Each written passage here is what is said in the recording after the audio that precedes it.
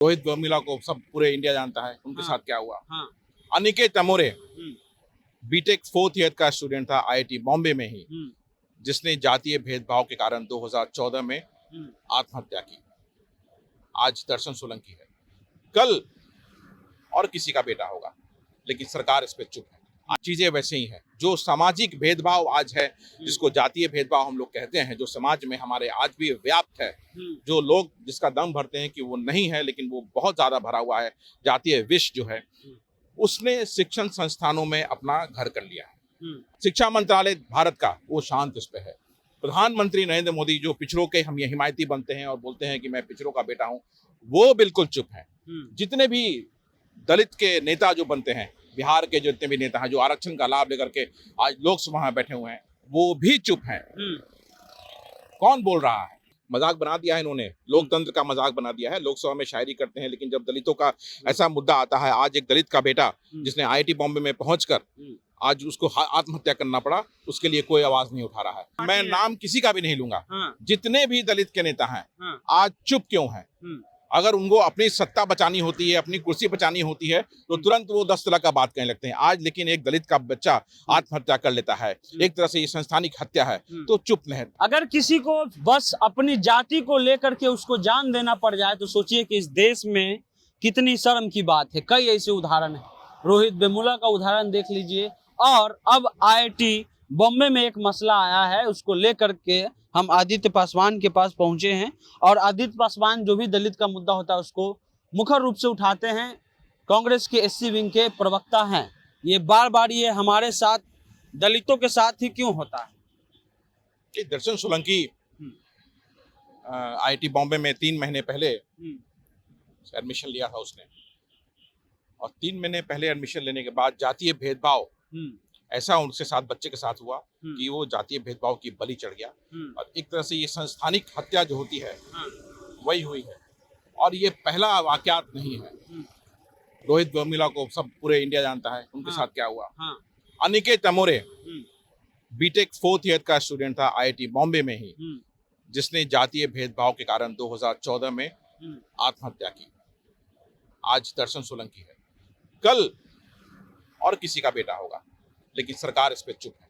IIT Bombay में सिर्फ खाना पूर्ति चल रही है। 2014 में जब अनिकेत अमोरे की आत्महत्या उसने की थी, तो जांच कमेटी बनी थी, लेकिन जांच कमेटी का कुछ भी उसका नतीजा नहीं निकला। चीजें वैसे ही हैं। जो सामाजिक भेदभाव आज है, जिसको जातीय भेदभाव हम लोग कहते हैं, जो समाज में हमारे आज भी व्याप्त है, जो लोग जिसका दम भरते हैं कि वो नहीं है, लेकिन वो बहुत ज्यादा भरा हुआ है, जातीय विष जो है, उसने शिक्षण संस्थानों में अपना घर कर लिया है। और उसी का नतीजा है कि आज दर्शन सोलंकी ने आत्महत्या कर लिया। और सारा जो जितने भी सामाजिक अधिकारिता मंत्रालय है वो शांत इस पे है। शिक्षा मंत्रालय भारत का वो शांत इस पे है। प्रधानमंत्री नरेंद्र मोदी जो पिछड़ों के हम ये हिमायती बनते हैं और बोलते हैं कि मैं पिछड़ों का बेटा हूं, वो बिल्कुल चुप है। जितने भी दलित के नेता जो बनते हैं, बिहार के जितने भी नेता हैं जो आरक्षण का लाभ लेकर के आज लोकसभा में बैठे हुए हैं, वो भी चुप हैं। कौन बोल रहा है?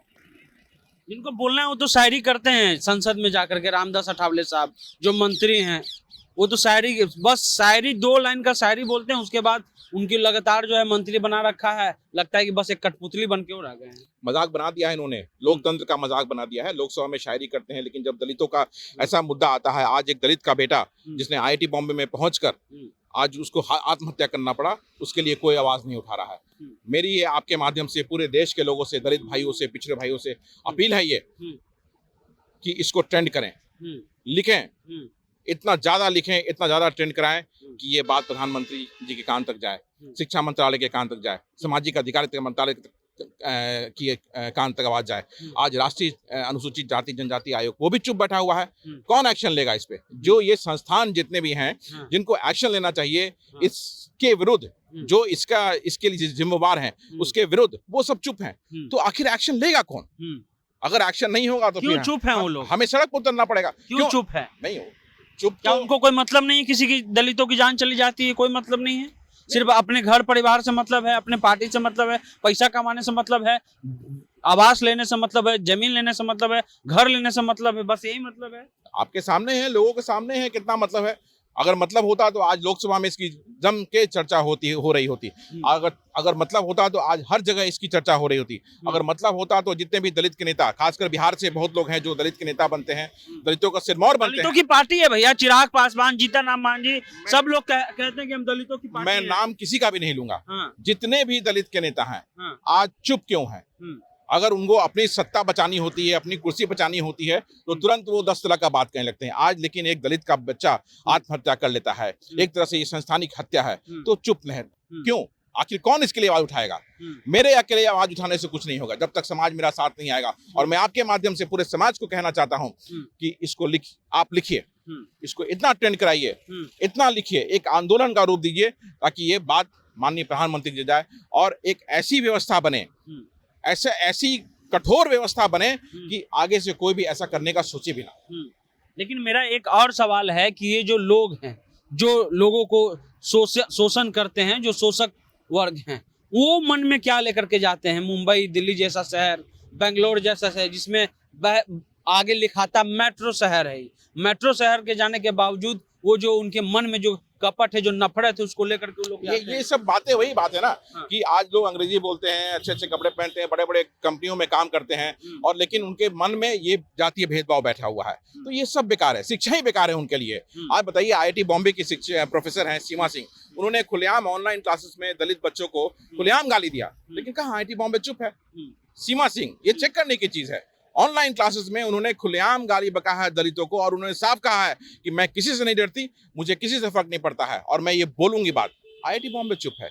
अभी पिछले दिनों यहाँ पटना हाई कोर्ट में कहा कि कोटे से आए हैं क्या आप, जो जज थे शायद, तो ये मजाक बना दिया गया है। हाँ। और जिन लोगों को बोलना चाहिए, जो लोग लोकसभा, विधानसभा में और संस्थागत ढांचों में जो बैठे हुए हैं, हाँ। जिनको बोलना चाहिए, वो अपनी सिर्फ राजनीति करते हैं, वो अपनी मलाई खाने के चक्कर में है, और जहां उनको अपना फायदा दिखेगा तो वो बात करेंगे।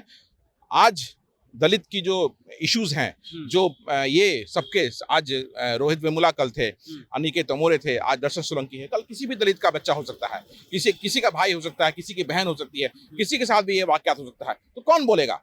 आपको वहां पे क्यों भेजा गया है? आपको किसने भेजा है? हमने भेजा है, मेरे समाज ने भेजा है, और आप अगर चुप हैं तो आपको कोई हक नहीं वहां रहने का। तो इसके खिलाफ आवाज उठाइए, जोर से आवाज उठाइए। दशरथ सोलंकी का ये मामला आया, और जो SC ST से जो सांसद जीत करके जाते हैं, उनको अपने हाथ में चुल्लू भर पानी रखना चाहिए और शर्म करना चाहिए कि आपके समाज के बच्चा मर रहा है, समाज के बच्चों को मारा जा रहा है, मर नहीं रहा है, मारा जा रहा है, और आप चुप हैं। आप अपने मुद्दों पर तो जरूर बोलते हैं, अपने बेटे को CM बनाने के लिए जरूर बोलते हैं, लेकिन इन सब मसलों पर आप चुप हैं। और इस मसले पर अगर आप चुप हैं तो समझ लीजिए कि आने वाले समय में और कई उदाहरण आने वाले हैं, और जो मंत्री हैं, जिनको मंत्रालय दिया गया है, उनके लिए बस 2 ही लाइन है कि आप शेरो शायरी अच्छा करते होंगे, लेकिन आप ये शेरो शायरी जा करके जो है किसी, अगर दूसरे जगह करें, बोलना नहीं चाहूंगा, दूसरे जगह करें तो ज्यादा अच्छा है। संसद का सीट आप खाली कर दीजिए। फिलहाल आदित्य पासवान का शुक्रिया, क्योंकि ऐसे मुद्दे पर ये प्रखर रूप से बोल रहे हैं, और इस वीडियो को ज्यादा से ज्यादा शेयर करिए, ताकि जो बहरी सरकार है वो जरूर सुने। फिलहाल जनता जंक्शन आप देख रहे हैं।